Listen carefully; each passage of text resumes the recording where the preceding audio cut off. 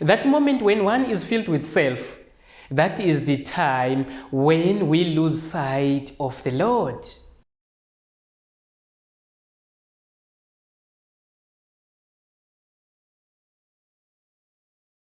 Thank you for tuning in and welcome to One Truth. And in here, we are building families for eternity. There are men who had plans for this day, but where are they? Does that mean that God doesn't love them?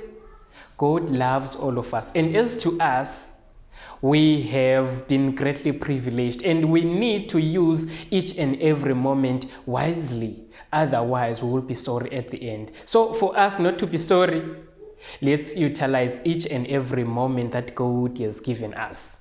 To those who are joining us for the first time, we are looking at the theme, running towards love. And last week, we started a wonderful subject, which is, I love you, but I have to let you go. And today we will be looking at part 2 of this wonderful title. The chief priests and the elders were forever looking for something that they can hold against Jesus in order to pin him down. They tried several times, but they could not manage to find anything that carries weight up until he was betrayed by Judas. And they put him in front of the crowd, and then they said, "Who is it that we should crucify?" And in that time, they were successful as they managed to go and persuade the crowd to say that they needed to crucify Jesus. And in that time, he was crucified. And it came to a time that Jesus gave out the ghost. And after that, we find Nicodemus. He came in so that he can give him a decent burial. And he asked from Pilate, and he was given his body. As Jesus had already foretold about his death and resurrection, it came to a moment when he rose from the dead. And after he had resurrected, the chief priests and the elders, they went on to bribe the soldiers so that they cannot go and give the right information to the public, so that they can go and lie about Jesus and say that his disciples, they came at night and stole his body. So they made this so that they may spare themselves humiliation from the people, as they will say that he already foretold that he is going to rise up again. And today he has risen, so that to make sure that they suppress, but they could not manage. The truth always prevails, and it always finds a way to come out. And today, as we will be continuing with our wonderful subject, looking at, honey, I love you, but I have to let you go. And we will look at what does the scripture say about the commandments of God. Psalms 119 verse 172, "For all thy commandments are righteousness. And since God is righteous, this reveals his character, and all his commandments are also righteous. Therefore we may conclude that sin could not have originated with God, for only righteousness comes from him. We may also conclude that in order for us to understand his character, we must look at his commandments, for they reveal his very nature to us. He does nothing in conflict with that pure, spotless character." And now, how can we define the character of God? 1 John chapter 4 verse 16. "And we have come to know and to believe the love that God has in us. God is love, and the one who resides, dwelleth in love, resides or dwelleth in God, and God resides in him." And we have to look at that the foundation of this true love is obedience to the law, which is simply the manifestation of God's character. And we'll look also at 1 John 5 verse 3. "For this is the love of God, that we keep his commandments, and his commandments are not grievous. And there was no sin, transgression of the law. There was perfect harmony in the universe, for they all lived by the principle of obedience to God through true love." And the question that comes to the mind now is, why did they respond with obedience through the true perfect love? 1 John chapter 4 verse 19, we read that we love him because he first loved us. And how do we prove that he first loved us before we even loved him? Revelation 13 verse 8. And all that dwell upon the earth shall worship him, whose names are not written in the book of life of the Lamb slain from the foundation of the world. So we look at that. Christ was our surety even before the foundation of this world was laid. How marvelous and how wonderful our God is, that the plan of redemption, of saving the man, it was already been there before the foundation of the world. How marvelous our God is, that he had already made a provision that in case man falls into sin, he had already made a plan of salvation to redeem the man from facing eternal death. And also we ask ourselves this question: when then did this awful thing called sin originate? The word of the Lord came to me, Son of man, sing and lament for the king of Tyre, and say to him, this is what the sovereign Lord says. You wear the seal of perfection, full of wisdom and perfect in beauty. You were in Eden in the garden of God. Every precious stone was your covering. The ruby, topaz, and emerald, the chrysolite, the onyx and jasper, the sapphire, turquoise, and beryl. Your settings and mounts were made of gold. On the day you were created, they were prepared. I placed you there with an anointed guardian cherub. You were on the holy mountain of God. You walked about amidst fairy stones. You were blameless in your behavior from the day you were created until sin was discovered in you. How could iniquity originate with Lucifer, who was created perfect?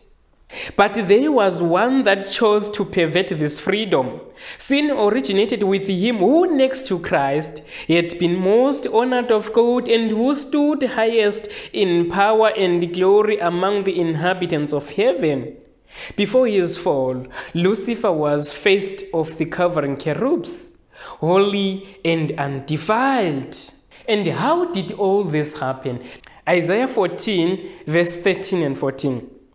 For thou hast said in thine heart, I will ascend into heaven, I will exalt my throne above the stars of God. I will sit also upon the mount of the congregation in the sides of the north. I will ascend above the heights of the clouds. I will be like the Most High. Lucifer wasn't content at all. Looking at his position, exalted as he was, he says that I will be like the Most High. So now as we see all these eyes, they show pride in him. Everything was about himself. He did not consider that he was a created being. But now he says that I will be like the Most High. We need also to ask ourselves a question. What event triggered Lucifer to be jealous of Christ and to openly rebel against heaven's authority? Satan was once an honored angel in heaven next to Christ, but when God said to his son, let us make man in our image, Satan was jealous of Jesus.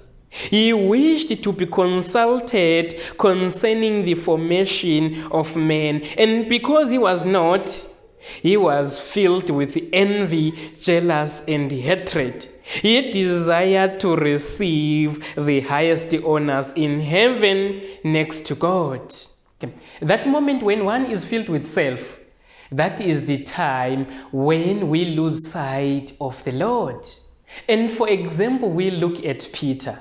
It came to a time when he saw Jesus walking on the water. And that time, he also longed and desired to also walk like Jesus on the water.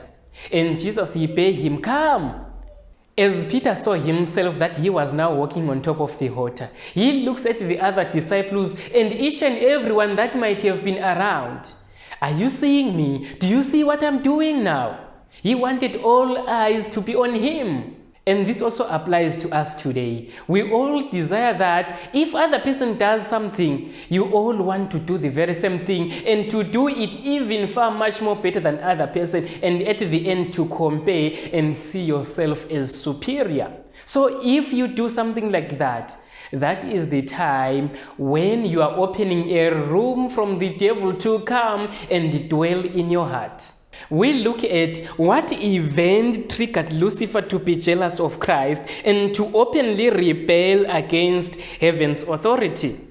We read early writings 1:4-5. Satan was once an honored angel in heaven next to Christ. But when God said to his son, "Let us make man in our image," Satan was jealous of Jesus. He wished to be consulted concerning the formation of man. And because he was not, he was filled with envy, jealous, and hatred. He desired to receive the highest honors in heaven next to God. In this moment, Lucifer did not realize that he was a created being, as he thought that he was to be consulted on the formation of man. As we look at that, the sin originated with one who was next to Jesus. What other sin that is now common among men did Lucifer originate? John 8:44. When Satan speaketh a lie, he speaketh of his own, for he is a liar and the father of it. And in here we see that Satan is the originator of lies. And this is now common among people today. In this we look at the scribes and the high priests as they persuaded the people that Jesus needed to be crucified. He was guilty, and they went on to lie about his death and resurrection, saying that the disciples came by night and stole his body. So this is now common among us today. And if you can ask yourself a question, how many times have you lied just today? And when we go further, we look at that. How did Lucifer use falsehood to cover his sin of pride, jealous, and envy, and hatred, and justify his rebellion? Satan was next to Christ in exaltation and character. It was with Satan that self-exaltation had its origin. He became jealous of Christ and falsely accused him and then laid blame upon the Father. He was envious of the position that was held by Christ and the Father. And through his crooked representations of Christ and the Father, the evil one deceived a great company of angels, threw them with sympathy with himself, and associated them with himself in rebellion.